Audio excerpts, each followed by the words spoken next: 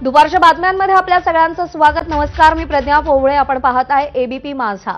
दाऊद इब्राहिमशी संबंधित रत्नागिरीतील शेतजमीन आणि इतर 3 मालमत्तांचा 4 नोव्हेंबरला लिलाव होणार आहे। या सगळ्या मालमत्ता फेमा कायद्याअंतर्गत जप्त करण्यात आल्या। या मालमत्तांमध्ये रत्नागिरी जिल्ह्यातील खेड तालुक्यातील मुमके गावातील 171 चौरस मीटर शेतजमीनही सर्वाधिक चर्चेत आहे। जानेवारी 2024 मध्ये याच गावातील 4 प्लॉट्सचा लिलाव झाला होता। त्यात 2 जमिनी दाऊदची आई अमिना बी यांच्या नावावर होत्या। मात्र तेव्हा या लिलाव प्रक्रियेतील पारदर्शकतेवर प्रश्न उपस्थित झाले होते। सरकारला या लिलावातून सुमारे 20 लाखांचा महसूल अपेक्षित आहे।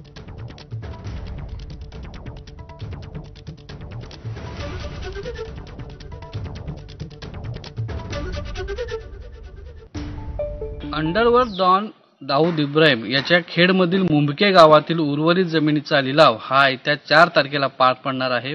मी सध्या आहे दाऊदच्या गावी आणि आपण माझ्या मागे पाहताय की हे मुमके येथील त्यांचं घर आहे आणि या घराच्या आजूबाजूला असलेली जी उर्वरित जमीन आहे त्या जमिनीचा लिलाव येत्या 4 नोव्हेंबरला होणार आहे अशी माहिती आहे। खरं तर मागील जानेवारी महिन्यामध्ये या ठिकाणचा जो प्लॉट आहे त्या प्लॉटचा लिलाव करण्यात आला होता। त्याच्यामध्ये 1730 चौरस मीटरची जो प्लॉट आहे त्याचा हा लिलाव झाला होता आणि हा जो लिलाव आहे हा लिलाव जे वकील आहेत अजय श्रीवास्तव त्यांनी यासाठी बोली लावली होती। मात्र जे उर्वरित त्यांची जमीन आहे त्या जमिनीचा लिलाव हा प्रलंबित राहिला होता आणि पुन्हा एकदा ती जी जागा आहे त्या जागेचा लिलाव आता होणार आहे। 10,420 चौरस मीटरची जी उर्वरित जमीन आहे तिचा लिलाव आहे आणि त्यासोबत आणखीन 2 ज्या जमिनी आहेत त्या जमिनींचा लिलाव प्रक्रिया जी आहे ती पार पडणार आहे।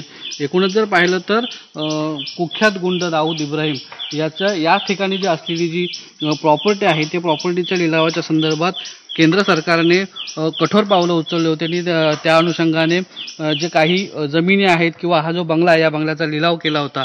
मात्र उर्वरित जी जमीन आहे त्या जमिनीचा लिलाव करण्याच्या संदर्भात देखील सरकारने एक पाऊल पुढे टाकलेलं आहे आणि जी आता उर्वरित जमीन आहे त्या उर्वरित जमिनीचा लिलाव येत्या 4 नोव्हेंबरला पार पडणार आहे।